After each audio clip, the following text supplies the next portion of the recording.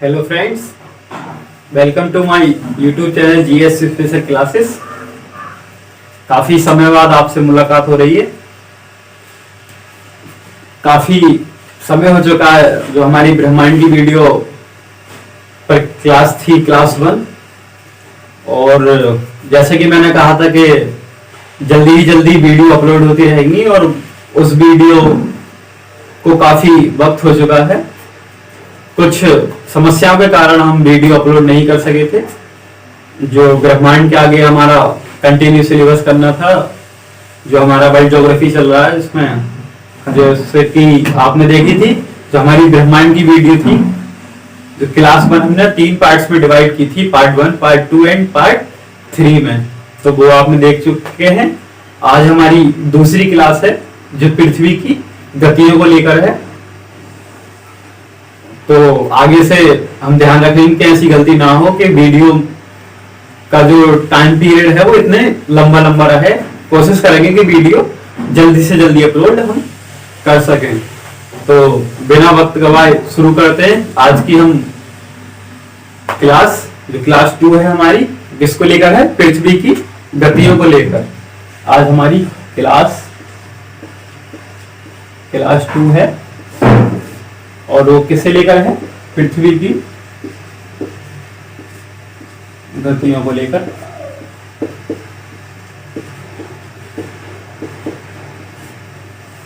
आज हम पृथ्वी की गतियां पढ़ेंगे क्लास 2 में।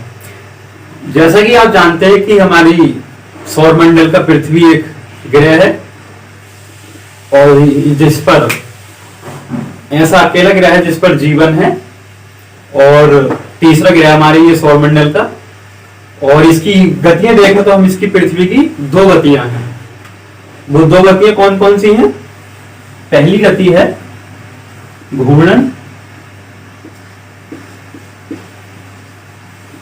और दूसरी है परिक्रमण।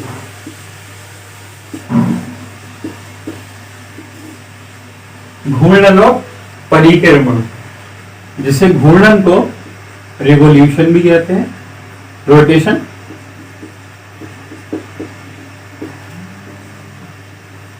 से घूर्णन को रोटेशन भी कहते हैं और परिक्रमण को रिवोल्यूशन,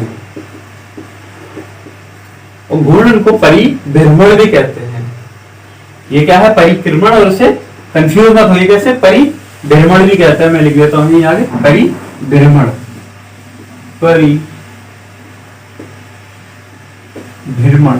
परिभ्रमण। तो जानते हैं हम ये 2 गतियां पृथ्वी की कौन कौन सी हैं। पहली के बारे में हम बात करेंगे जो है घूर्णन। घूर्णन यानी कि जैसे ये हमारी पृथ्वी है, ऐसी नहीं, ये मान लीजिए हमारी पृथ्वी थोड़ी अंडाकार शेप में है, तो ये गोल भी नहीं है, तो थोड़ी मान लीजिए ऐसी है। पृथ्वी का शेप ऐसा है, थोड़ी अंडे की तरह, यूं करके बीच में थोड़ी फैली हुई और थोड़ी दबी हुई है। थोड़ा फिगर सही से नहीं हो रहा। और ये हमारा प्राइम मेरिडियन है, जो हमारी इमेजिनरी लाइन है। और ये जो पृथ्वी हमारी जो 23.5 डिग्री पे जो हमारा एक्सिस है, ये वो एक्सिस है। कितने पर है ये? 23.5 डिग्री पर है। जो ये 23.5 डिग्री झुकी हुई है, जो हमारा ओरिजिनल एक्सिस है। तो जो पश्चिम से पूर्व ये घूर्णन करती है, अपनी ही जगह पर ये लट्टू के समान घूमती रहती है पृथ्वी। एक जगह पर जैसे घूर्णन यूं करके पश्चिम से पूर्व घूमती रहती है, तो इसे हम घूर्णन बोलते हैं पृथ्वी की इस गति को। एक गति हमारी ये हुई घूर्णन, जो अपनी लट्टू के समान अपनी ही अक्ष पर घूमती रहती है ये। और दूसरी है हमारी परिक्रमण। वो क्या है? परिक्रमण। परिक्रमण ये हमारा सूर्य है और इस शेप में जो पृथ्वी हमारे सूर्य के जो चारों ओर चक्कर लगाती है, इसे हम बोलते हैं परिक्रमण। तो एक हमारी गति कौन सी है? घूर्णन, जो अपनी ही एक्सिस पर, अपने ही अक्ष पर अंडाकार रूप में गोल गोल घूम रही है। और हमारी दूसरी गति कौन सी है? दूसरी गति है हमारी परिक्रमण, जो हमारे सूर्य के चारों ओर चक्कर लगा रही है इसमें, ये भी पश्चिम से पूरब इधर को चक्कर लगा रही है किसका, हमारे सूर्य का। तो ये परिक्रमा, और जो किस शेप में घूमती है, ज्वाइड शेप में घूमती है। और इसे क्या बोलते हैं, जो लाइन जो इसमें घूम जो रही है, परिक्रमण जो कर रही है, इसे बोलते हैं अर्थ ऑर्बिट। ये क्या है, अपने ऑर्बिट में घूम रही है, तो इसे बोलेंगे अर्थ ऑर्बिट। और किस शेप में घूम रही है, ज्वाइड शेप में घूम रही है। तो ये थी हमारी दो गतियां, और थोड़ा इनके बारे में डिटेल में पढ़ते हैं।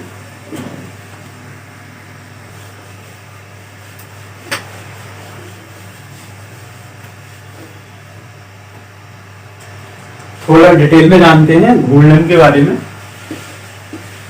जो हमारी पहली गति है, इसमें घूर्णन में क्या था, जो हमारी पृथ्वी थी वो लट्टू के समान एक ही जगह पर अपने अक्ष पर घूम रही थी, और इसे हम दैनिक गति भी कहते हैं। घूर्णन के ही कारण दिन व रात होते हैं।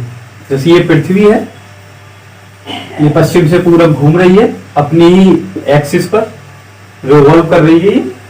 कहां पे, पश्चिम से पूरब। तो इसमें दिन व रात इसी घूर्णन के कारण दिन व रात होते हैं। अब थोड़ा इसमें एक चीज और जानते हैं, जिसमें हम जैसे हम दिन काउंट करते हैं। जैसे मैंने अभी कहा कि इसे दैनिक गति भी कहते हैं, मतलब दिन, एक दिन, इसी से हम वो करते हैं, मतलब वो ऐसे समझ सकते हैं, जैसे एक चक्कर पूरा कर लिया तो एक दिन हो गया, 2 दिन हो गए, तो वो दिन काउंट करते हैं कि कितने घंटे में, 24 घंटे में कितने किस तरह से दिन काउंट करते हैं। तो एक जो दो तरह से हम दिनों को काउंट कर सकते हैं, नक्षत्र दिवस यानी कि सिड्रल डे,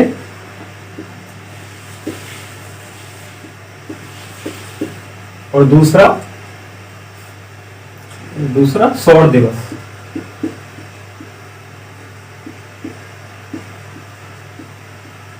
यानी कि सोलर डे।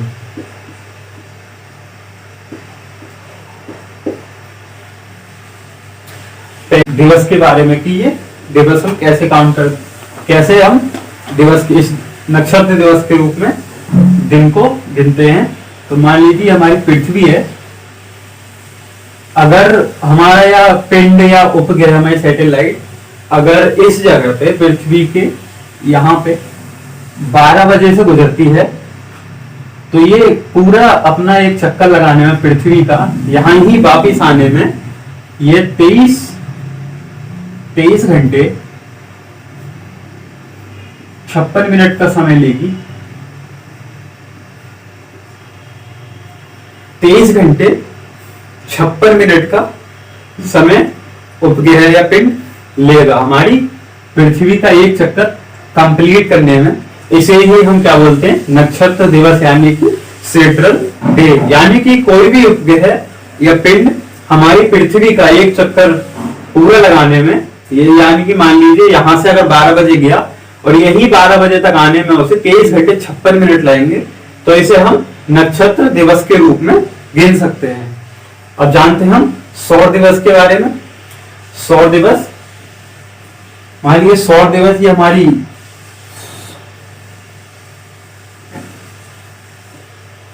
पृथ्वी, सूर्य है और हमारी पृथ्वी अपनी ऑर्बिट में इसके चारों ओर सूर्य के घूम रही है। तो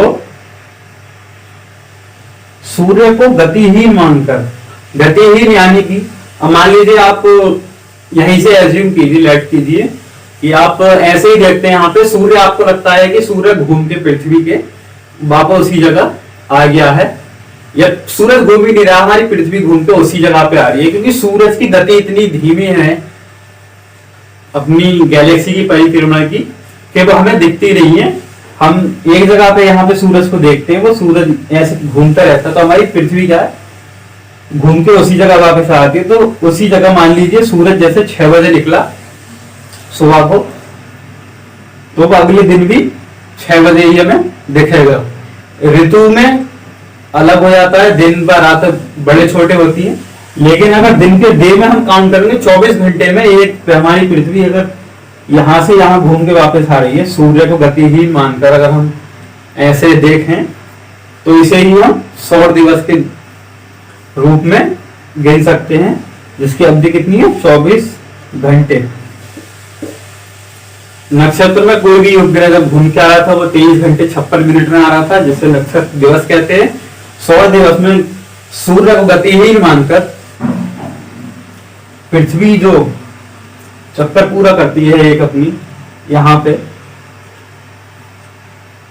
तो 12 घंटे का दिन यानी 12 घंटे की रात जो एक दिन हम काउंट करते हैं सौर दिवस के रूप में, तो वो 24 घंटे का होता है। तो ये था हमारे कुछ घूर्णन के बारे में जानकारी, यानी कि दैनिक गति, यानी कि दिन व रात किससे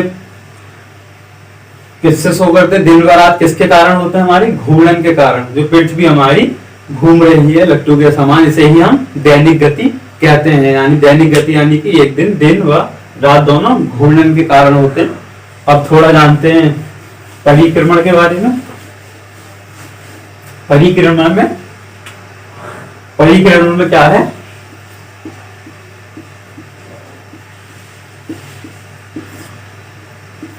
परिक्रमण में यानी कि रिवोल्यूशन में ये हमारा सूर्य है और ये हमारी पृथ्वी पश्चिम से पूर्व घूम चक्कर काट रही है। किसका, सूर्य का।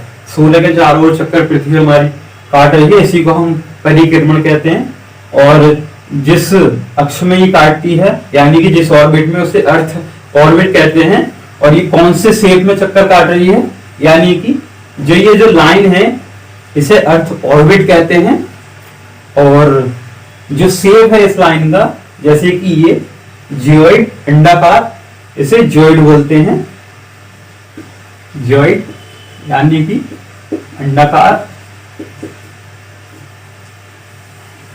तो ये परिक्रमण है। और जो एक चक्कर जो हमारा पूरा करती है वो करती है, मतलब जो पृथ्वी हमारे सूर्य का एक चक्कर लगाने में जितना समय लगाती है वो 365 दिन और 6 घंटे। 365 दिन व 6 घंटों में हमारी पृथ्वी सूर्य का एक चक्कर लगाती है।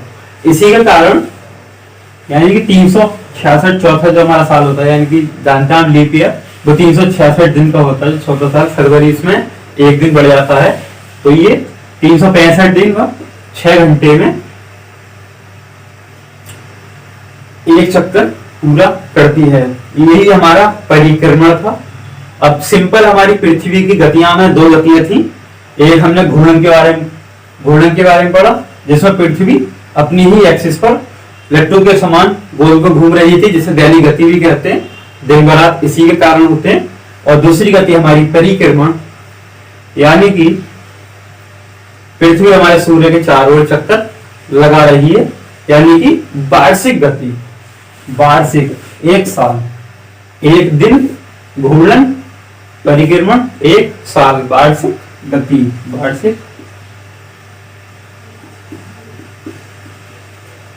वार्षिक गति परिक्रमण। परिक्रमण में हम एक चीज और देखेंगे, उपसौर व अपसौर। परिक्रमण में मान लीजिए हमारी पृथ्वी यहां है, तो ये कौन सी पृथ्वी हमारे सूर्य के सबसे निकट होती है। और अगर हमारी पृथ्वी यहां है तो ये सूर्य से सबसे अधिक दूरी पर होती है। अगर हमारी पृथ्वी सूर्य के सबसे निकट दूरी पर है तो उसे हम बोलेंगे उपसौर।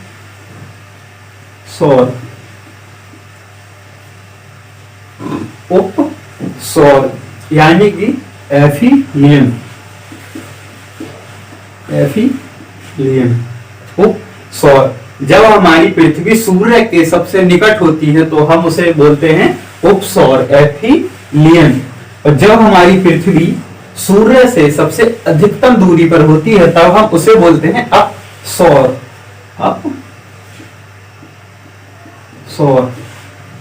यानी कि पेरीहेलियन, पेरीहेलियन,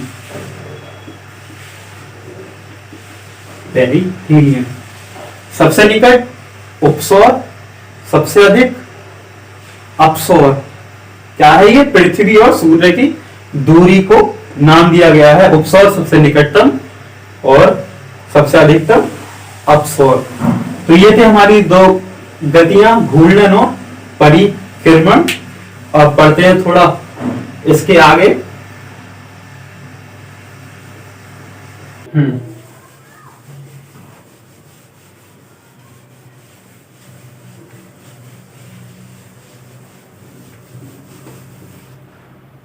अब पढ़ेंगे हम दिन व रात का पृथ्वी पर बड़ा व छोटा होना। दिन व रात का छोटा व बड़ा होना, छोटा व बड़ा होना। मान लीजिए पृथ्वी अपनी जगह पर घूमती ही नहीं है, घूर्णन नहीं करती, तो दिन व रात हमेशा सदैव बराबर होते हैं। दिन और 12 घंटे का दिन और 12 घंटे की रात, अगर घूर्णन नहीं होता तो। इसी तरह से अगर हमारी पृथ्वी परिक्रमण ना करती, से सूर्य का, ये सूर्य है, ये पृथ्वी हमारी घूमती है, परिक्रमा करती है सूर्य की, अगर ये ना करती तो एक गोलार्ध पर, जैसे विषुवत रेखा से ये हमारा कर्क, मकर, और ये हमारा उत्तरी गोलार्ध और ये हमारा दक्षिणी गोलार्ध, ये ध्रुव है, उत्तरी ध्रुव और दक्षिणी ध्रुव। तो क्या होता, अगर परिक्रमा नहीं करती तो हमेशा एक पर दिन बड़े रहते और एक पर हमेशा रात बड़ी रहती, अगर परिक्रमा नहीं करती। लेकिन विषुवत रेखा पर हमेशा दिन व रात बराबर होते हैं। वो क्यों होते हैं दिन व रात बराबर? क्योंकि हमारा जो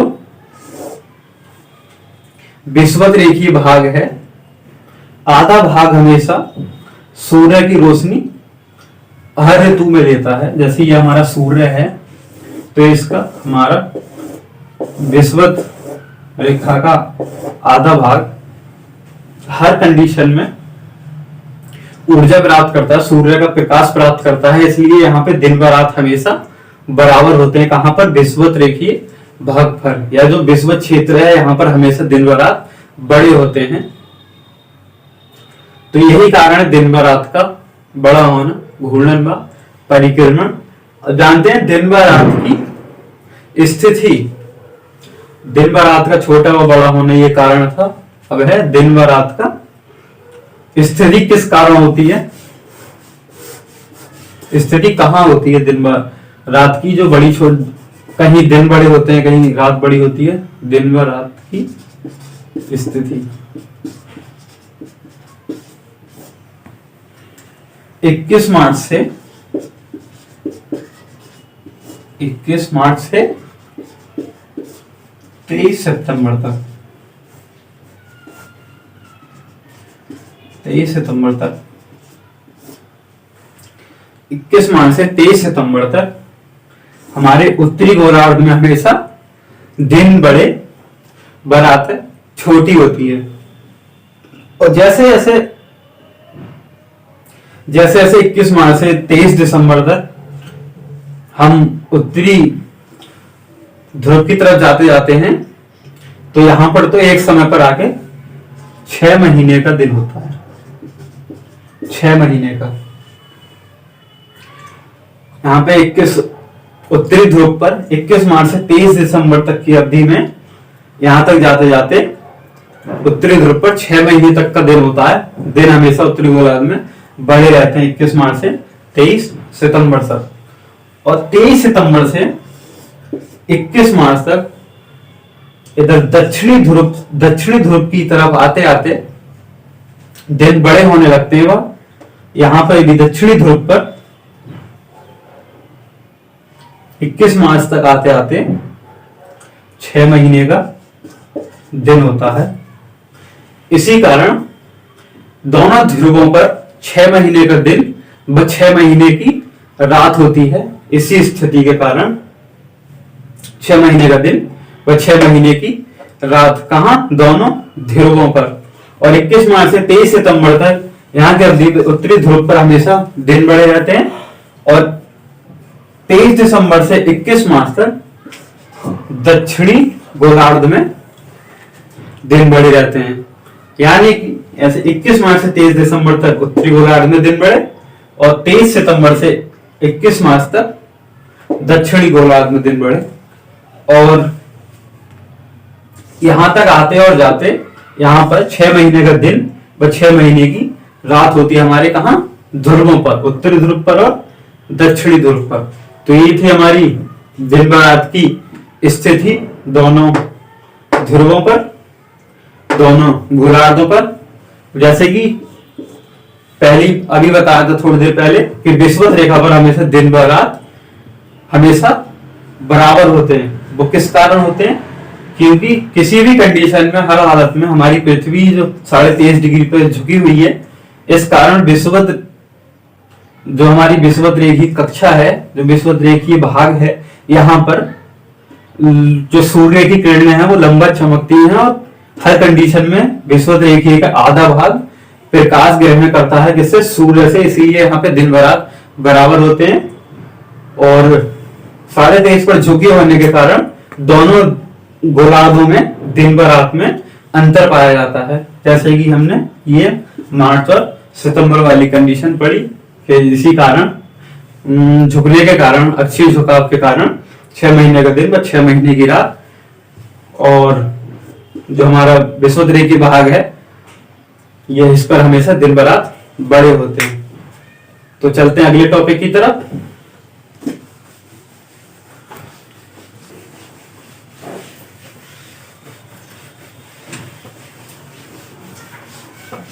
अब हम जानेंगे ऋतु परिवर्तन के बारे में। ऋतु परिवर्तन, ऋतु परिवर्तन, ऋतु परिवर्तन। जैसे कि आप जानते हैं कि पृथ्वी अपने अक्ष पर तो घूमती है और सूर्य के चारों परिक्रमा भी करती है। तो सूर्य के चारों परिक्रमा करते करते जो हमारी वार्षिक गति है, इसमें 4 मुख्य अवस्थाएं आती हैं, यानी कि 4 मेन कंडीशंस हैं, जिसके कारण हमारा ऋतु परिवर्तन होता है। ऋतुओं में जगह जगह जो विश्व की अलग अलग जगह में परिवर्तन होता है। तो ये हमारा सूर्य है, ये हमारा सूर्य है। तो हमारी पृथ्वी, मान लीजिए हमारी पृथ्वी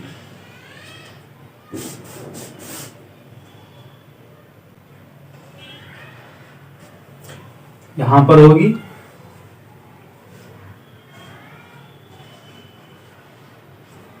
ये होगी,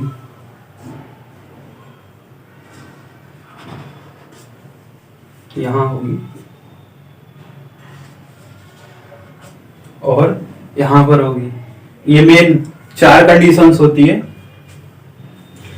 तो सबसे पहले जानते, मान लीजिए हमारी पृथ्वी यहां पर है, तो यहां पर हमारी जो सूर्य की किरणें हैं, जो हमारी पृथ्वी पर कर्क रेखा पर लंबवत चमकती हैं, डायरेक्ट चमकती हैं। कहां पर, कर्क रेखा पर, जो हमारी सूर्य की किरणें हैं। ये हमारा एक्सिस, ये का हमारी कर्क रेखा, कर्क रेखा, ये हमारी विषुवत रेखा, और ये है हमारी आखिरी मकर रेखा। तो इस कंडीशन में जब हमारी पृथ्वी इस स्थान पर होती है, तो यहां पर कहा, कर्क रेखा पर, कर्क रेखा पर जो हमारी सूर्य की किरणें हैं वो लंबवत कहां चमकती हैं, कर्क रेखा पर। तो यहां पर कर्क रेखा पर लंबवत सूर्य की किरणें चमकती हैं, जिसके कारण उत्तरी गोलार्ध में गर्मी, ग्रीष्म ऋतु पाई जाती है। कहां पर? उत्तरी गोलार्ध में। उत्तरी गोलार्ध में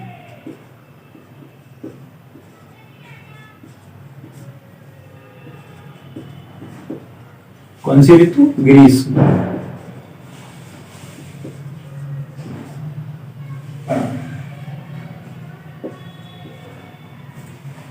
ग्रीष्म ऋतु हमारी कहां पाई जाती है? उत्तरी गोलार्ध में। और दक्षिणी गोलार्ध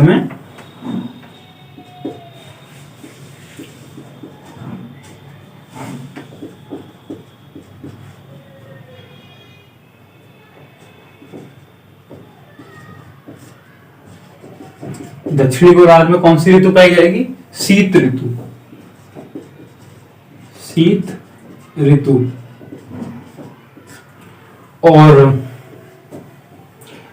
जैसे कि जानते हैं आप, 365 दिन 6 मिनट 365 काउंट करते हैं। 365 दिन यानी कि जो हमारी वार्षिक गति है, तो यहाँ पे कौन सा दिन होता है? 21 जून।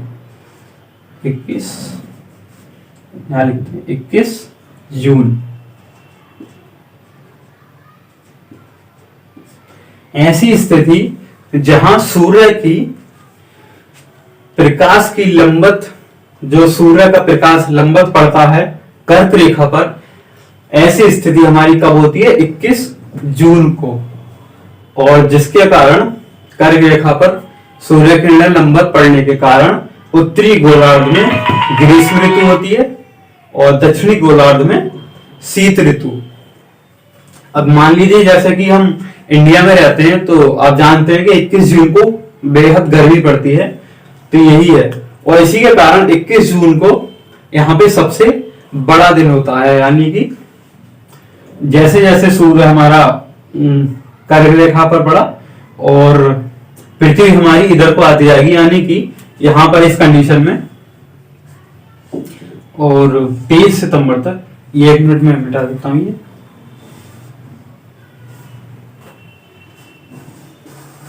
यहां पर 23 सितंबर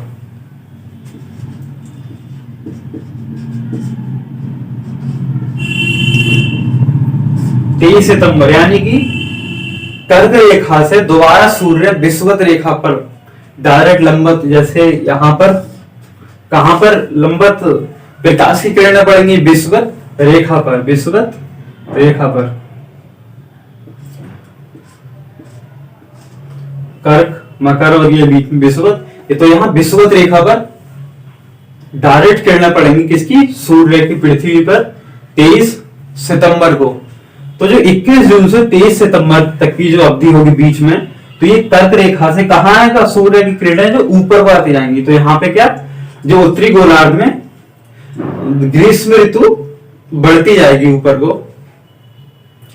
और 21 जून को सबसे बड़ा दिन होगा। दिन भी बड़े होंगे, यानी कि रातें छोटी होंगी उत्तरी ध्रुव में, और दक्षिणी गोलार्ध में विपरीत हो रहा होगा। वहां पे रातें बड़ी हो रही होंगी और दिन छोटे हो रहे होंगे, और शीत ऋतु हो रही होगी, मतलब यानी कि विंटर सीजन हो रहा होगा, और यहाँ पे क्या हो रहा है?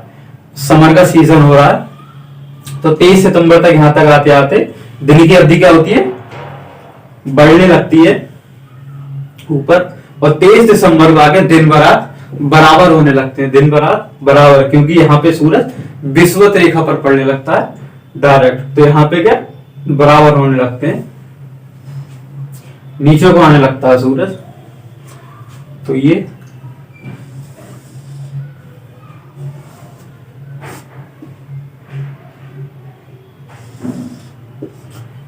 पश्चिम से पूरब घूम रही है ना। और 23 सितंबर में क्या कंडीशन होंगी? दिन में रात बराबर होंगे, क्योंकि विषुवत रेखा पर सूर्य का प्रकाश की किरणें लंबवत पड़ रही हैं। तो यहां पे ऊपर क्या होगी? शरद ऋतु। शरद ऋतु कहां होगी? शरद ऋतु उत्तरी गोलार्ध में, और दक्षिणी गोलार्ध में क्या हो रहा होगा? बसंत ऋतु। बसंत ऋतु यानी कि यहाँ पे दिन रात बराबर हो रहे होंगे, ना ही ज्यादा गर्मी होगी ना ही ज्यादा ठंड होगी, मौसम बराबर होगा। नॉर्थ पर क्या हो रही होगी, शरद ऋतु, और साउथ रीजन में क्या हो रहा होगा, बसंत ऋतु। तो ये 23 सितंबर की कंडीशन थी। 23 सितंबर से यहां तक 22 दिसंबर तक आते आते अब हमारी पृथ्वी कहाँ है, यहां पर है, और 22 दिसंबर में, और सूर्य की किरणें अब लंबवत कहां पड़ रही है, हमारी मकर रेखा पर। अब सूर्य की किरणें हमारी मकर रेखा पर लंबवत पड़ रही हैं। तो यानी कि आप समझ गए, यहां पे कर्क रेखा पर लंबवत चमक रही थी किरणें सूर्य की, तो उत्तरी गोलार्ध में ग्रीष्म ऋतु थी। तो यहां पर मकर रेखा पर लंबवत चमक रही है, तो यहां पर ग्रीष्म ऋतु कहां पर होगी, दक्षिणी गोलार्ध पर। और ये कब होगी, 22 दिसंबर को। 22 दिसंबर को यहां पर बिल्कुल विपरीत हो रहा होगा करके, क्योंकि यहां पर मकर पर पड़ रही है, जिसके कारण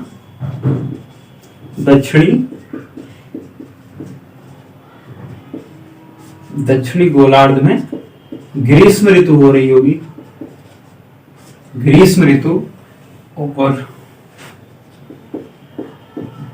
उत्तरी गोलार्ध में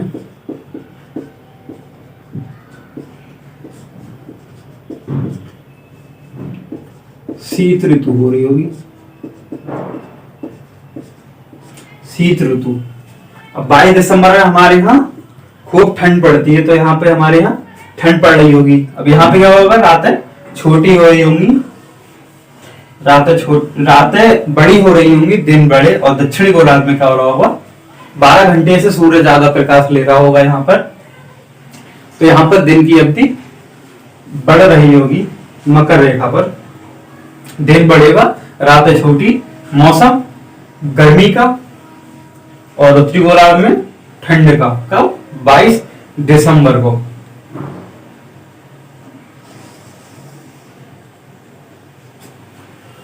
अगली कंडीशन होगी, अब पृथ्वी हमारी घूमकर कहां आएगी, यहां पर सूरज लंबवत कहां पड़ रहा होगा, विषुवत रेखा पर,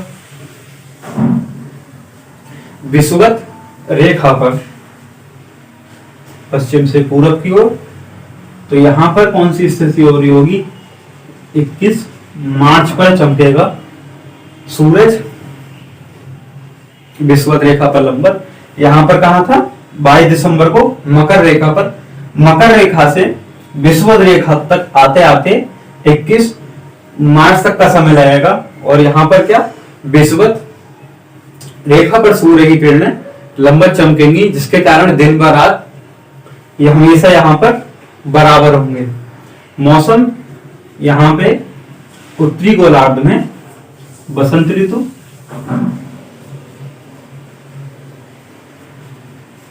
और दक्षिणी गोलार्ध में शरद ऋतु।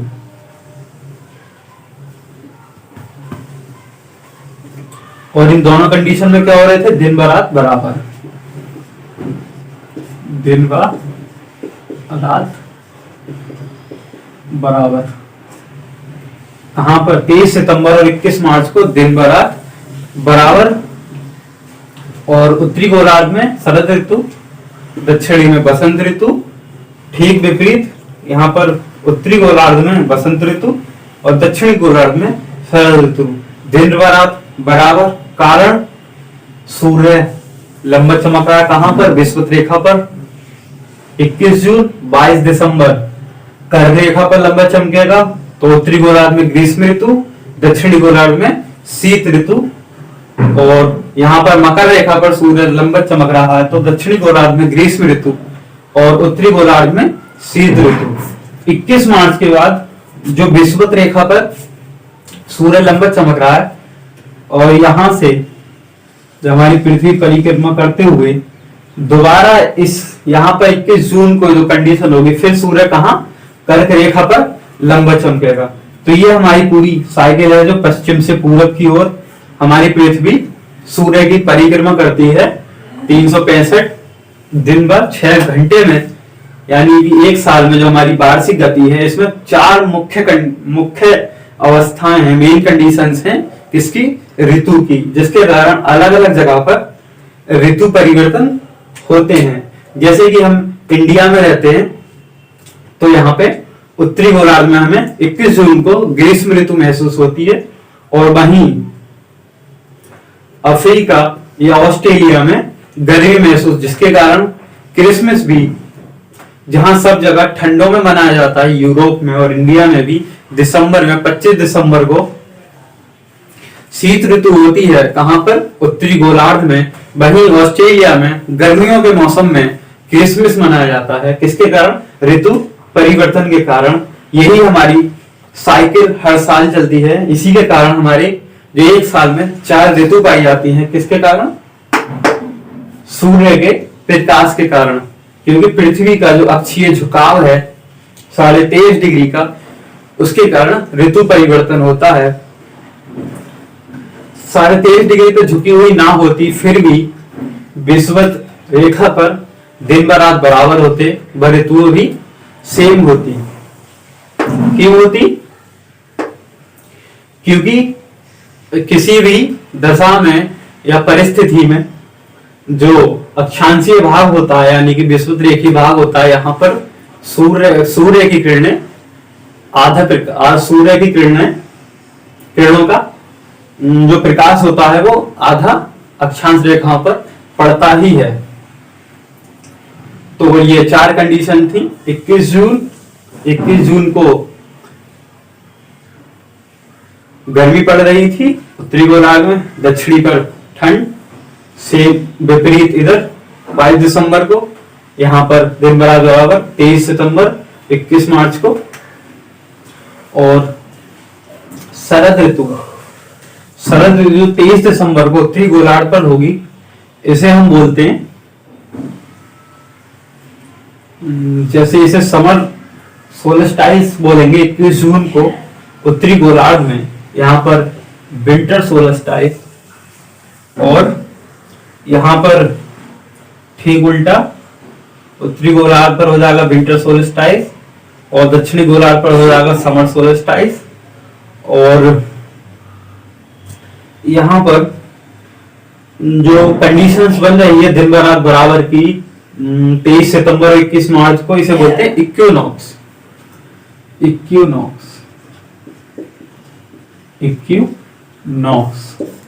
किसे बोलते हैं ये, 23 सितंबर और 21 मार्च को।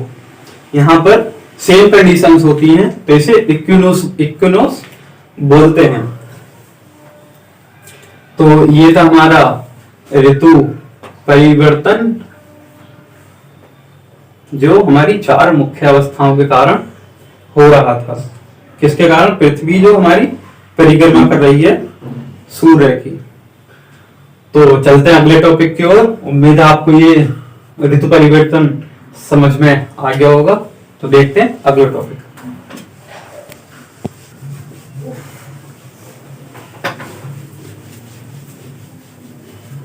अब पढ़ेंगे हम ज्वार भाटा के बारे में।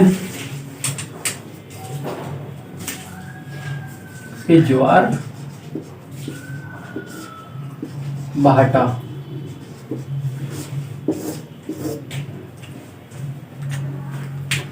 जो ज्वार भाटा है ये सूर्य व चंद्रमा की आकर्षण शक्तियों के कारण ये पृथ्वी पर ज्वार भाटा आते हैं।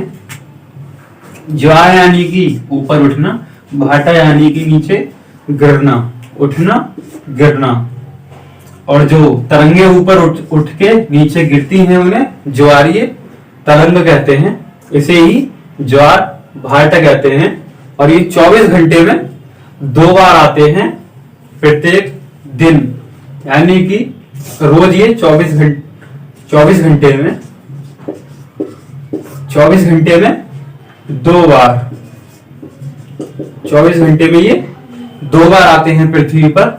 और ये किस कारण आते हैं, सूर्य व चंद्रमा की आकर्षण शक्तियों के कारण ज्वार भाटा आते हैं। ज्वार भाटा का सिंपल मतलब ऊपर उठना और नीचे गिरना, ऊपर उठती क्या है? सागरीय तरंगें, और गिरती क्या है? सागरीय तरंगें। तो इन्हें क्या बोलेंगे? तरंगों को ज्वारीय तरंगें, ज्वारीय तरंगें, ज्वारीय तरंगें। अब कंडीशंस होती है ज्वार भाटा, जैसे ऊंचे भी आते हैं नीचे भी आते हैं, तो वो कुछ कंडीशंस में आते हैं कि सूर्य कहाँ होता है और चंद्रमा कहाँ। सूर्य तो अभी जगह ही होता है, चंद्रमा कहाँ होता है और पृथ्वी कहाँ होती है, मतलब चंद्रमा की पोजीशन कहाँ कहाँ होती है, जिसके कारण ज्वार भाटा अलग अलग आते हैं। तो ये सिंपल ज्वार भाटा समझ गए होंगे। ज्वार भाटा जो तरंगे होती है, समुद्री तरंगे ऊपर उठती हैं व नीचे गिरती हैं, इसी को ज्वार भाटा कहते हैं। और जो तरंगे ऊपर उठ के नीचे गिरती है उन्हें ज्वारीय तरंगे। और ये 24 घंटे में यानी कि एक दिन में 2 बार आता है क्या? ज्वार भाटा। तो इसकी पहली कंडीशन ये होगी, जब मान लिया हमारा सूर्य ये है, सूर्य ये है, चंद्रमा यहां हो और पृथ्वी ये है, और पृथ्वी वही चंद्रमा यहां है। अगर ये एक ही लंबवत होते हैं, मतलब एक ही लाइन में होते हैं, ये हमारा सूर्य है, सूर्य और ये चंद्रमा, चंद्रमा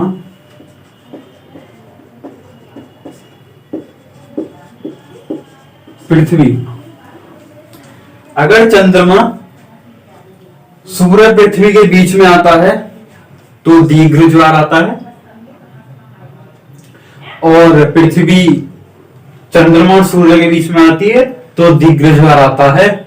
मतलब इस कंडीशन में जब एक ही लंबवत होते हैं, एक ही रेखा में होते हैं ये तीनों, तब आते हैं। अब ऐसे 2 चंद्रमा नहीं है, ये एक ही है। मैं कंडीशन बता दूं कि अगर लंबवत एक ही लाइन में होते तो दीर्घ ज्वार आता है। जैसे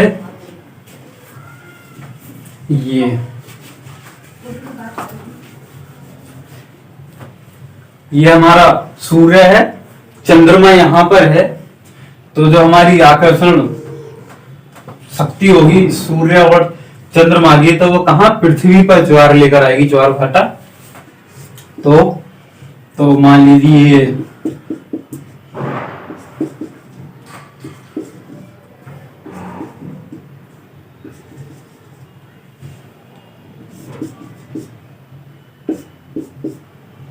कट करिए।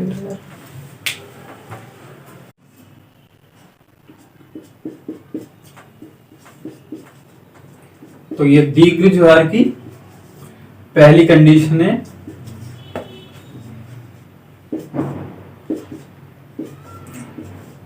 ये क्या है? सूर्य का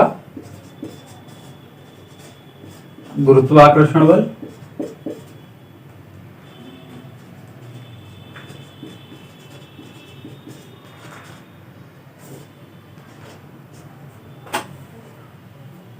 गुरुत्वाकर्षण बल। और इधर क्या लग रहा है? चंद्रमा का गुरुत्वाकर्षण बल और सूर्य का गुरुत्वाकर्षण बल। इन दोनों के ही कारण क्या? हमारा ये ज्वार भाटा पृथ्वी पर आता है, इन दोनों की आकर्षण शक्तियों के कारण।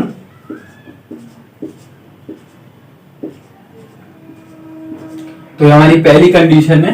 ये हमारी कब होती है? ये हमारी अमावस्या को होती है, अमावस्या, जिसमें दीर्घ ज्वार आते हैं। तो हमारा चंद्रमा जब बीच में होता है, अमावस्या यानी कि न्यू मून, ये दीर्घ ज्वार की पहली कंडीशन है। इसे युति भी कहते हैं। क्या? युति, युति यानी कि कंजक्शन,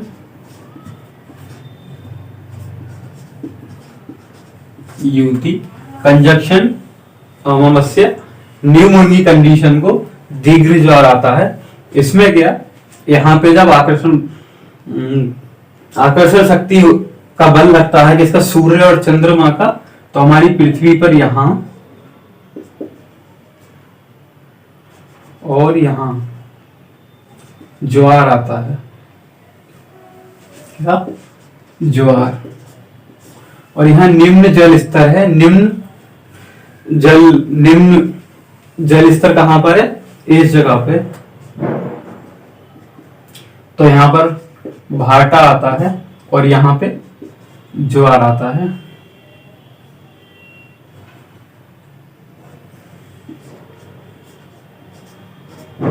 कहां? यहां। यहां पर क्या आ रहा है? ज्वार, ये। और यहां निम्न जल स्तर है तो यहां पर क्या आ रहा है? भाटा। कहां? पृथ्वी पर। किसके कारण? सूर्य और चंद्रमा की आकर्षण शक्तियों के कारण। और ये कंडीशन कब होती है? दीर्घ ज्वार कब आता है? ये दीर्घ ज्वार यानी कि दीर्घ ज्वार, युति कंजक्शन कब इस कंडीशन होती है? अमावस्या को। इसे क्या बोलते हैं हम? स्प्रिंग टाइड कहते हैं इस मेथड को। स्प्रिंग टाइड यानी कि जो दीर्घ ज्वार की कंडीशन बनती है उसे हम स्प्रिंग टाइड भी कहते हैं। और जो ये स्थिति बनती है, ये पूरी स्थिति बन रही है, चंद्रमा बीच में है, पृथ्वी इधर है, पृथ्वी और सूर्य के बीच में चंद्र है, इस स्थिति को क्या बोलते हैं हम? युति या कंजक्शन। और ये कब होती है? ये अमावस्या को होती है, यानी कि न्यू मून को क्या होता है? दीर्घ ज्वार आता है। कहां पर? पृथ्वी के इन भागों पर। और यहां पर जो सागर का निम्न जल स्तर होता है, यहां पर भाट आता है। किसके कारण? सूर्य और चंद्रमा के आकर्षण शक्तियों के कारण। अब इसके अपोजिट यानी कि वियुति, अपोजिशन, यानी कि दीर्घ ज्वार की एक कंडीशन ये है, यहां पर दीर्घ ज्वार आएगा इस कंडीशन में अमावस्या को। और एक पूर्णिमा, इसके पूर्णिमा यानी कि फुल मून को, पूर्णिमा यानी फुल मून को युति कंजक्शन में ये हो रहा था, दीर्घ ज्वार की एक कंडीशन। दूसरी कंडीशन वियुति, अपोजिशन। अब ये थी अमावस्या को ये कंडीशन दीर्घ ज्वार की हो रही थी। अब दीर्घ ज्वार की दूसरी कंडीशन,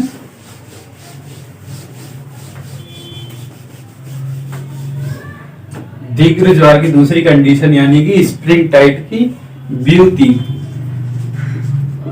वो क्या थी? युति। ये क्या है? वियुति की स्थिति,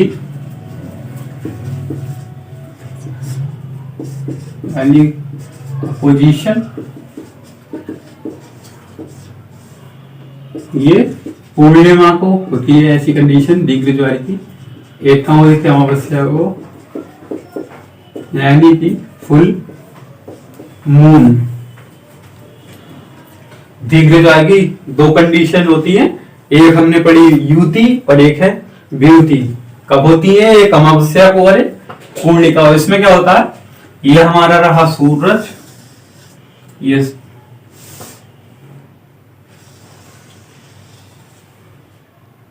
ये हमारा सूर्य है, ये है हमारी पृथ्वी, और ये क्या है? हमारा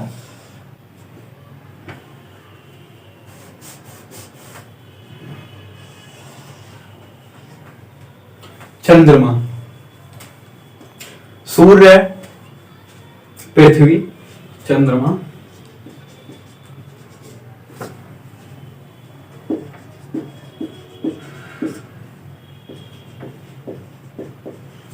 अमावस्या में क्या हो रहा था? वियुति में वहां बीच में चंद्रमा था, यहां बीच में पृथ्वी है। तो इसमें भी गुरुत्वाकर्षण बल लगेगा दोनों का, चंद्रमा का और सूर्य का।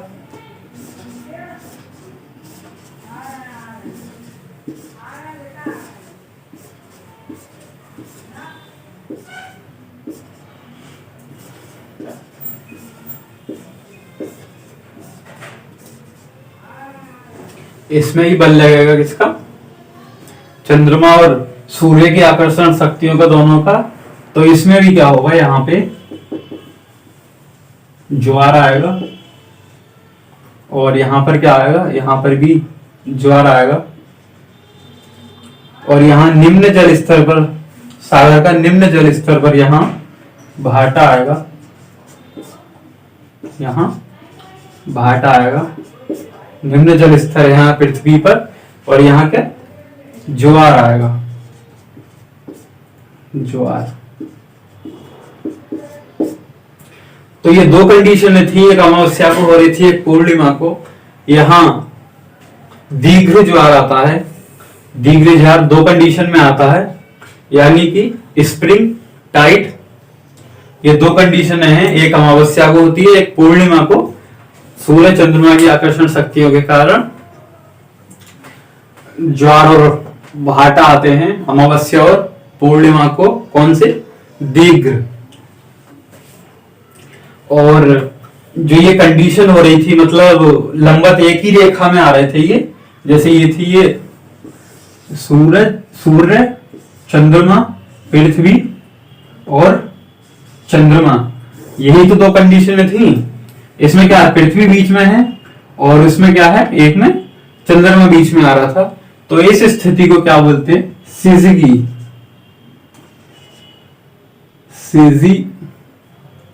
सिजिगी बोलते हैं इस स्थिति को, सिजिगी नीति।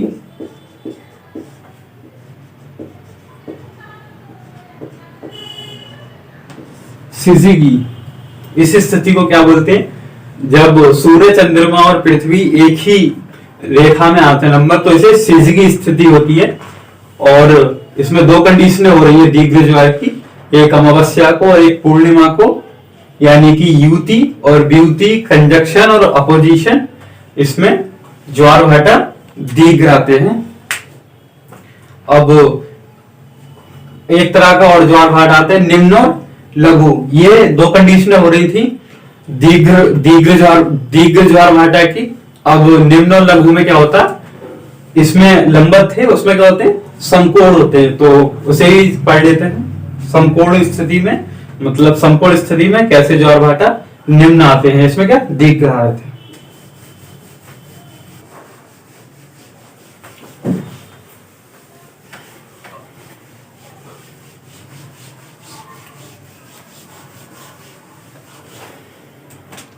अब पढ़ते हैं लघु का निम्न ज्वार की स्थिति, लघु व निम्न।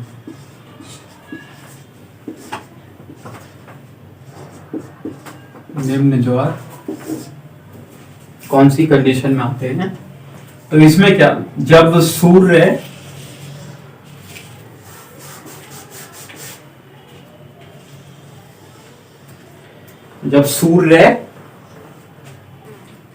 पृथ्वी और चंद्रमा समकोण बना रहे हो, यानी कि 90 डिग्री का एंगल बना रहे हो, 90 डिग्री, ऐसी स्थिति में लघु का निम्न ज्वार आता है। ये क्या है हमारा सूर्य, ये क्या है चंद्रमा, और ये पृथ्वी। इसमें क्या होता है, इधर ये सूर्य का गुरुत्वाकर्षण बल लगता है, चंद्रमा का गुरुत्वाकर्षण लगता है। इस स्थिति के कारण ज्वार यहां पर आते हैं, निम्न ज्वार आते हैं। और मान लीजिए यहां पर, और ये कंडीशन ये होगी, वो चंद्रमा ऊपर जाकर, दीर्घ किस में आ रहा था, चंद्रमा यहां था। इसमें क्या है, निम्न और लघु ज्वार के बारे में पढ़ रहे हैं। तो एक यहाँ पे बना रहा है, और एक कंडीशन ये होगी, चंद्रमा यहां पर होगा, इधर भी 90 डिग्री बनना होगा। तो इसका जो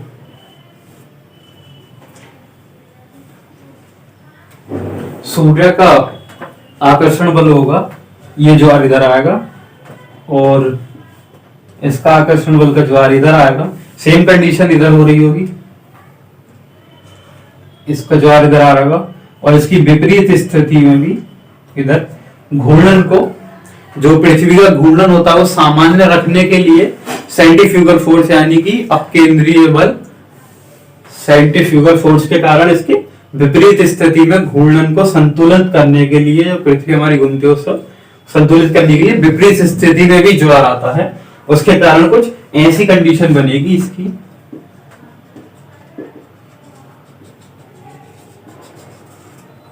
अगर मैं दोनों एक ही में दिखा दूं 90 डिग्री, यहाँ पृथ्वी है, इधर 90 डिग्री में ये कंडीशन बनेगी आदि, और इसमें ये बनेगी।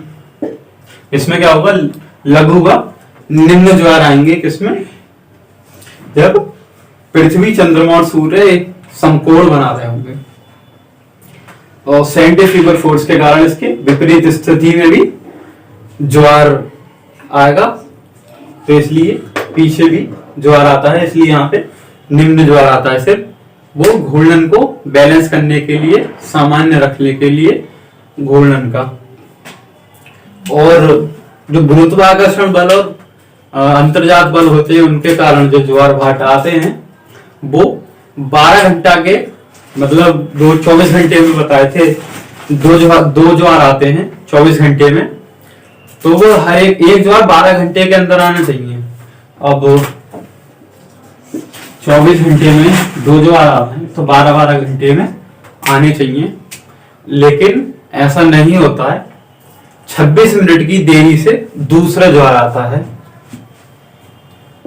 12 घंटे 2 ज्वार 24 घंटे में, लेकिन इसमें क्या होता है, ये दूसरा ज्वार जो है 26 मिनट की देरी से आता है। वो क्यों आता है, चंद्रमा की गतिशीलता के कारण। उसकी गति पृथ्वी की गति से ज्यादा तेज है, इसलिए जो बल होते हैं, गुरुत्वाकर्षण बल और अंतर्जात बल, उनके कारण 26 मिनट की जो सूर्य की गतिशीलता ज्यादा है, उसके बाद 26 मिनट देरी से आता है। और जबकि होना क्या चाहिए, जो पृथ्वी के बल है, गुरुत्वाकर्षण बल और अंतर्जात बल, उनके कारण 12-12 घंटे के अंतर में आने चाहिए ज्वार, लेकिन चंद्रमा की गतिशीलता के कारण 26 मिनट देरी से ज्वार आता है। अब ये थी ज्वार की कंडीशन, लघु ज्वार, निम्न ज्वार। लघु ज्वार, निम्न ज्वार की ये कंडीशन थी। दीर्घ ज्वार की हमने पढ़ी। दीर्घ ज्वार में जो लघु व निम्न ज्वार, जैसे मान लीजिए एक सामान्य ज्वार है, तो जो दीर्घ ज्वार होता है वो 20% ज्यादा ऊंचा होता है सामान्य ज्वार से दीर्घ ज्वार, और जो लघु व निम्न ज्वार होता है वो 20% कम ऊंचा होता है सामान्य ज्वार से। सामान्य ज्वार को अगर हम 0% माने तो दीर्घ ज्वार 20% ज्यादा ऊंचा होता है, और लघु व निम्न ज्वार 20% कम नीचा होता है लघु ज्वार से, उसे सामान्य ज्वार से। तो ये थे दीर्घ व निम्न ज्वार। और कुछ देशों में ज्वार ऊंचे आते हैं, कुछ जैसे समुद्र में, अब पूरी पृथ्वी है, इसमें कई सारी जगह हैं, समुद्र हैं, कई सारे समुद्र हैं, तो जगह जगह कहीं ऊंचा ज्वार आता है, कहीं नीचा ज्वार आता है। तो 2-3 जगहें ऐसी हैं जहां पे कुछ विचित्र सा होता है, जैसे हमारा कनाडा हो गया, इंग्लिश चैनल हो गया, थोड़ा डिटेल में जानते हैं उनके बारे में कि कौन कौन सी ऐसी जगह है जहां पे थोड़े अलग अलग तरह के ज्वार आते हैं, तो वो जानते हैं। तो जो विश्व का सबसे ऊंचा ज्वार है वो कहां तक, कनाडा में नोवास्कोसिया नाम की एक जगह है, वहां पर कम से कम 16 से 18 मीटर तक ऊंचा ज्वार आता है, जो विश्व का सबसे ऊंचा ज्वार आता है। कहां, नोवास्कोसिया में। और ये जगह कहां पर है, कनाडा में। भारत में भी कच्छ की खाड़ी, मतलब कच्छ की खाड़ी में से ओखा तट पर कम से कम ऐसे ही 2.7, जो भारत का तो सबसे बड़ा ज्वार आता है, और विश्व स्तर पर देखा जाए तो ज्यादा बड़ा नहीं है, ऐसे 2 से 2.5 मीटर तक का ये ज्वार आता है। कहाँ, ओखा तट पर। और इंग्लैंड में साउथहैम्पटन नामक जगह, साउथहैम्पटन देता हूं मैं,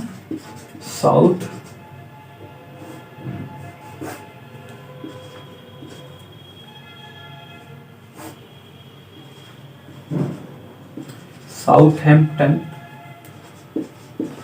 जो कहां स्थित है, टेम्स नदी पर, इंग्लैंड में, टेम्स नदी पर, इंग्लैंड में। यहां सबसे विचित्र स्थिति होती है, यहां पर 4 बार ज्वार आता है। कहां पर? साउथहैम्पटन में जो टेम्स नदी पर है, इंग्लैंड में। यहां पर अनोखी स्थिति होती है, जैसे कि पढ़ा हमने कि 24 घंटे में 2 ही बार ज्वार आना चाहिए, लेकिन यहाँ पे कितनी बार? 4 बार ज्वार आता है। इसका कारण ये है, जो ज्वारीय तरंगे होती हैं वो 2 बार उत्तरी सागर से और इंग्लिश चैनल से पार होकर 4 बार पहुंचती है, 2 बार इधर से 2 बार इधर से, तो यहाँ पे 4 बार ज्वार आता है। यही कारण है यहाँ पर साउथहैम्पटन पे, जो सबसे अनोखा बनाता है इसे, साउथहैम्पटन पर जो ज्वार आता है 4 बार, तो यही कारण है यहाँ पर इंग्लिश चैनल से और उत्तरी सागर से ज्वारीय तरंगें 2-2 बार पहुंचती है 24 घंटे में, इसलिए यहाँ पे 4 बार ज्वार आता है। और विश्व का जो सबसे ऊंचा ज्वार है वो कनाडा में नोवास्कोसिया नामक, नोवास्कोसिया,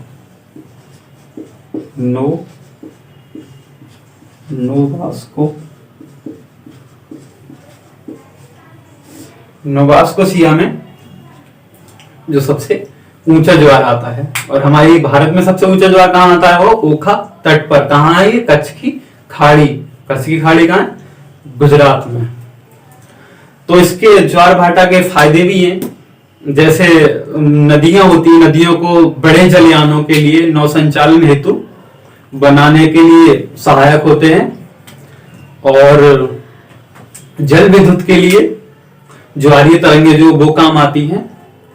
और जैसे जापान और फ्रांस में तो कई केंद्र भी बनाए हैं ज्वारीय तरंगों के विद्युत के लिए, और भारत में भी ये मुमकिन है, खंबात की खाड़ी में, कच्छ की खाड़ी में, इधर ये भी पॉसिबल है, और उधर बंगाल की खाड़ी की तरफ भी हम इसे इस्तेमाल में ले सकते हैं, एज अ जल विद्युत केंद्र बना सकते हैं जापान और फ्रांस की तरफ। और जो इन्हीं ज्वार भाटा कहे या ज्वारीय तरंगों की मदद से ही टेम्स नदी और हुगली नदी पर ये मुख्य जो पत्तन बन पाए हैं, हुगली नदी और टेम्स नदी पर, इनमें भी ज्वारीय तरंगों का बहुत बड़ा रोल रहा है, जो आज ये बड़े बड़े पत्तन हैं। और जो नदियों में जो ज्वार आता है उनमें भाटा, जो नदियां अपसात बहाकर लाती हैं, तो जो भाटा होता है वो बहाकर कहाँ? समुद्र में ले जाता है, तो वो थोड़ी बाधा भी डालते हैं डेल्टा बनने में। तो ये थी ज्वार की कुछ खूबियां, जो रोल निभा रहा है ज्वार, जो किसके कारण? सूर्य और चंद्रमा की आकर्षण शक्तियों के कारण हो रहा है, और पृथ्वी पर इसके ये काम हो रहे हैं, इससे पृथ्वी पर ये असर हो रहा है इसका। और इसी को लेकर कुछ संकल्पनाएं हैं, कॉन्सेप्ट्स हैं, जो हमारे वैज्ञानिकों ने दिए, खगोल शास्त्रियों ने दिए, जैसे कि न्यूटन का गुरुत्वाकर्षण सिद्धांत, लाप्लास का है, और भी हैं, 1 मिनट बताता हूं देख के। ये लाप्लास का गतिक सिद्धांत उन्होंने दिया था 1755 ईस्वी में, लाप्लास का गतिक सिद्धांत। और 1687 ईस्वी में न्यूटन का गुरुत्वाकर्षण बल का सिद्धांत, और हेबेल का परिगामी तरंग सिद्धांत 1833 में, किसका? हेबेल का परिगामी तरंग सिद्धांत। और एरी का नहर सिद्धांत, किसका? एरी का नहर सिद्धांत 1842 ईस्वी में। और हैरिस का स्थैगत, स्थैतिक है इसका स्थैतिक तरंग सिद्धांत। ये कुछ ज्वारभाटा की उत्पत्ति की संकल्पनाएं थी, कॉन्सेप्ट थे विभिन्न वैज्ञानिकों के, खगोलियों के। उत्पत्ति को लेकर ज्वारभाटे की कुछ कॉन्सेप्ट हैं, संकल्पनाएं हैं, ये 5-6 उन्होंने दी थी कि क्या कंडीशन है इनकी। तो अब हम आगे बढ़ते हैं। उम्मीद है आप लोगों को यहाँ समझ में आया होगा ज्वारभाटा अच्छे से, काफी डिटेल में समझाया है ये। और अब जानते हैं हम सूर्य ग्रहण व चंद्र ग्रहण के बारे में कि ये दोनों क्या हैं। और यही हमारा लास्ट टॉपिक है क्लास 2 का, यानी कि पृथ्वी की गतियों का। तो जानते हैं सूर्य ग्रहण और बात करेंगे सूर्य ग्रहण और चंद्र ग्रहण की।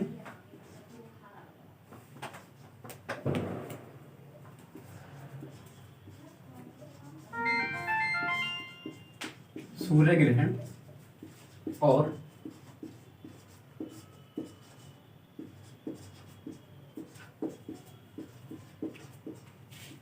चंद्र ग्रहण की।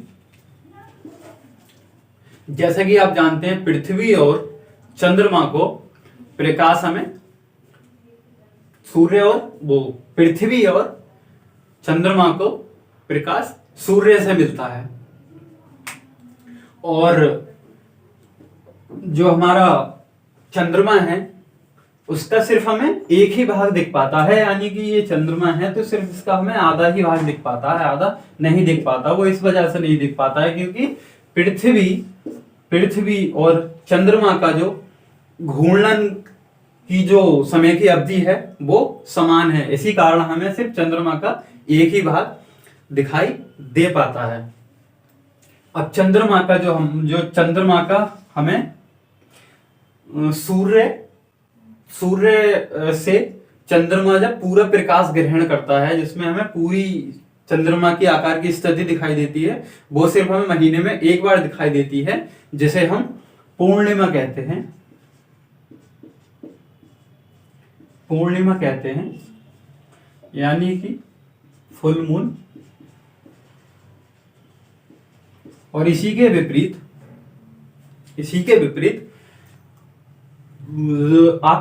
जैसे इसमें हमें पूरा प्रकाशित भाग दिखाई दे रहा था, चंद्रमा का फुल मून दिखाई दे रहा था, वो हमें जो पूर्णिमा को दिखता है पूरा चंद्रमा दिखाई दे रहा था, जो पूरा प्रकाश ग्रहण कर रहा था सूर्य से, जिसके कारण हमें पूरा चंद्रमा दिख रहा था।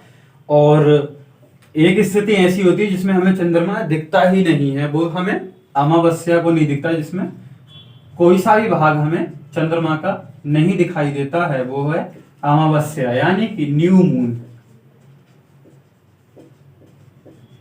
इसमें हमें चंद्रमा बिल्कुल नहीं दिखता है, कोई हिस्सा चंद्रमा का नहीं दिखता है, इसमें हमें पूरा चंद्रमा दिखता है। इस स्थिति को बोलते हैं पूर्णिमा, ऐसे बोलते हैं हम अमावस्या।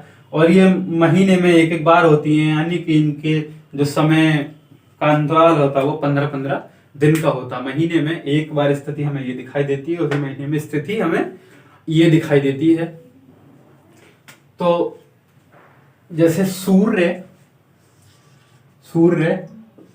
चंद्रमा, पृथ्वी एक ही सरल रेखा में जब ये होते हैं तो इस स्थिति को हम क्या बोलते हैं? इस स्थिति को हम सिजिकी बोलते हैं। सिजिकी, इस स्थिति को हम सिजिकी बोलते हैं।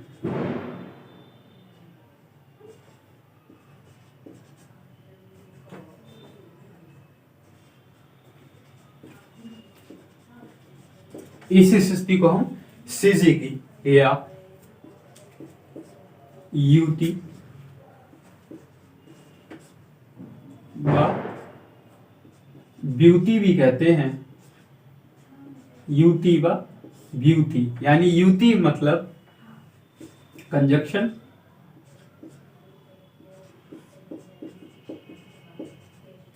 और ब्यूटी मतलब अपोजिशन।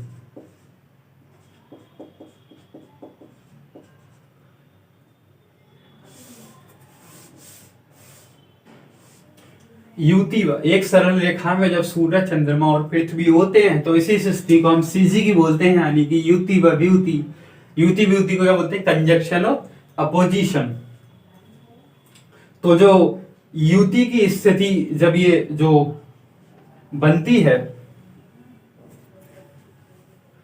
तो इसे हम अमावस्या कहते हैं,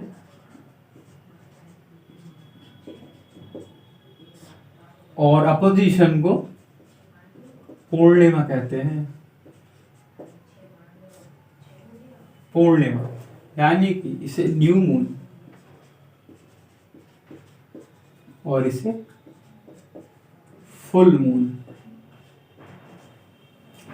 तो यहीं से समझते हैं हमारा सूर्य ग्रहण जो होगा वो हमारा अमावस्या को होगा सिर्फ, और जो हमारा जो हमारा चंद्र ग्रहण होगा वो हमारा सिर्फ पूर्णिमा को होगा। अगर युति की कंडीशन बननी होगी, यानी कि हमारा सूर्य है ये, चंद्रमा है ये और पृथ्वी है ये, तो इस कंडीशन में चंद्रमा कहाँ है? बीच में है, तो ये क्या कहलाएगा? सूर्य ग्रहण। सूर्य ग्रहण। और ये कौन सी स्थिति है? अमावस्या। और इस कंडीशन में अगर पृथ्वी बीच में है, चंद्रमा इधर है, सूर्य ये है, बीच में क्या है? पृथ्वी, तो इस कंडीशन में क्या होगा? सिर्फ चंद्र ग्रहण। कहने का मतलब ये है कि अमावस्या को सिर्फ सूर्य ग्रहण होगा और चंद्र ग्रहण सिर्फ पूर्णिमा को होगा। और इस कंडीशन में, सूर्य ग्रहण की कंडीशन में चंद्रमा बीच में होगा और चंद्र ग्रहण की कंडीशन में पृथ्वी बीच में होगी। इसे क्या बोलते हैं? लूनर एक्लिप्स बोलते हैं चंद्र ग्रहण को। लूनर, इधर लिख देता हूं ना, लूनर एक्लिप्स। और जो सूर्य ग्रहण को कहते हैं उसे सोलर एक्लिप्स बोलते हैं।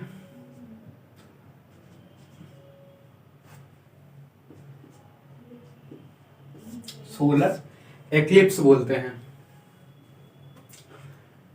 जब सूर्य ग्रहण में क्या होता है? जब सूर्य का प्रकाश पृथ्वी पर नहीं जा पाता है, किसके कारण? जो चंद्रमा बीच में आ जाता है, चंद्रमा की परछाई कहां पड़ती है? पृथ्वी पर, जिसके कारण हमें सूर्य नहीं दिखाई देता है। तो ये कौन सी कंडीशन में होता है? अमावस्या में। तो इसे हम सूर्य ग्रहण कहते हैं। और इसमें जब पृथ्वी बीच में आ जाती है, किसके? चंद्रमा और सूर्य के, इस स्थिति में हमें जो पृथ्वी की परछाई जो इस पर चंद्रमा पर पड़ती है, तो इस कंडीशन में क्या होती है? पूर्णिमा। तो इस कंडीशन में सिर्फ क्या होता है? चंद्र ग्रहण। कहने का सीधा सीधा मतलब ये है कि सिर्फ अमावस्या को ही सूर्य ग्रहण होगा और सिर्फ पूर्णिमा को ही चंद्र ग्रहण होगा। अब इस तरह से तो हर अमावस्या को सूर्य ग्रहण होना चाहिए और हर पूर्णिमा को चंद्र ग्रहण होना चाहिए, मतलब हर महीने में दोनों होने चाहिए, सूर्य ग्रहण और चंद्र ग्रहण भी। लेकिन ऐसा नहीं हो पाता है। इसका कारण क्या है? हमारे चंद्रमा का अक्षीय झुकाव, जिसका हमारे चंद्रमा का अक्षीय झुकाव वो कितना है? 5 डिग्री। कितना है?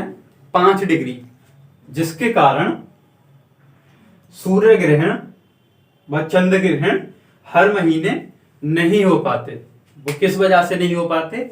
जब पृथ्वी और चंद्रमा परिक्रमण पथ में सूर्य के जब एक समान आते हैं एक जगह पर, तो ये चंद्रमा के अपने अक्षीय झुकाव के कारण थोड़ा पृथ्वी से क्या होता है? थोड़ा आगे आ जाता है, जिसके कारण सूर्य ग्रहण व चंद्र ग्रहण हर महीने नहीं हो पाते हैं।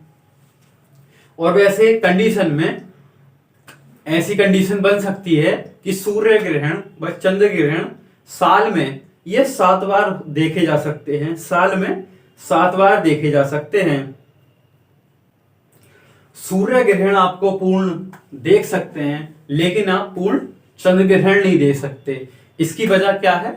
आकार, तीनों का आकार। आप अच्छे तरह से जानते हैं कि सूर्य, चंद्रमा, पृथ्वी के आकार में बहुत ज्यादा ही अंतर है, जिसके कारण आप पूर्ण सूर्य ग्रहण देख सकते हैं, लेकिन आप पूर्ण चंद्र ग्रहण नहीं देख सकते। जिसका कारण क्या है? इन तीनों का आकार। सूर्य ग्रहण में क्या होता है? सूर्य ग्रहण में जब सूर्य ग्रहण होता है तो इसमें से परावैंगनिक किरणें यानी कि अल्ट्रावायलेट किरणें, अल्ट्रावायलेट जो लाइट्स होती है, अल्ट्रावायलेट किरणें जो होती हैं, जब ये निकलती हैं सूर्य ग्रहण के टाइम, तो इसे हम क्या मतलब खाली आंखों से यानी कि नंगी आंखों से नहीं देख सकते किसे? सूर्य ग्रहण को। तो उसके लिए आपको एक परसेंट कुछ नहीं चश्मा या कुछ ऐसी कंडीशन आपको कुछ ना कुछ अपनी आंखों के ऊपर लगाना पड़ेगा अगर आपको सूर्य ग्रहण देखना है। परावैंगनिक किरणें यानी कि अल्ट्रावायलेट के कारण आप नहीं देख सकते खाली आंखों से सूर्य ग्रहण को। और सूर्य ग्रहण के वक्त जो परिधीय क्षेत्र रह जाता है, जैसे क्षेत्र कैसे बताऊं, जैसे सूर्य ग्रहण पड़ता है तो आपने देखा होगा एक रिंग टाइप बन जाती है। एक सूर्य ग्रहण जब पड़ता है, चंद्रमा की परछाई इस पर होती है तो एक रिंग सी दिखती है।